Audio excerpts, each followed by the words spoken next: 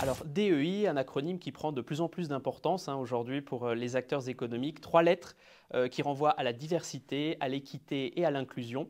Alors aujourd'hui, pour Novétique, je vous propose de nous attarder un petit peu sur cette notion, sur ces notions finalement. Alors tout d'abord, l'équité. L'équité, en fait, ça renvoie avant tout à une certaine notion de justice.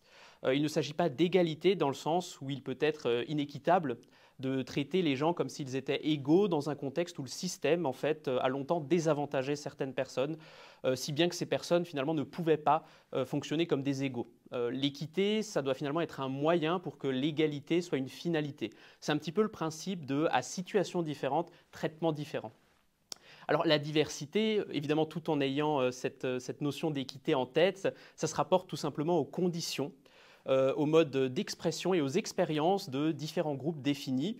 Par exemple, alors sans que ce soit limitatif, bien évidemment, par l'âge, par l'orientation sexuelle et affective, par l'identité et l'expression de genre, le fait d'être racisé ou encore une situation socio-économique particulière.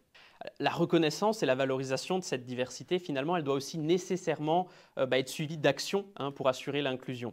Là, on peut citer la juriste Verna Myers qui disait la diversité, c'est le fait de vous inviter au bal et l'inclusion, c'est le fait de vous inviter à danser.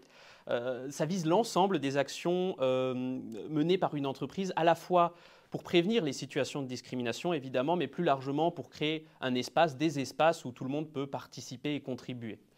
Fortement liées aussi aux droits humains et à la notion de transition juste, les questions de DEI répondent aussi à une attente sociétale forte. Et à ce titre, elles sont aussi récupérées par les entreprises pour des questions de réputation et de performance.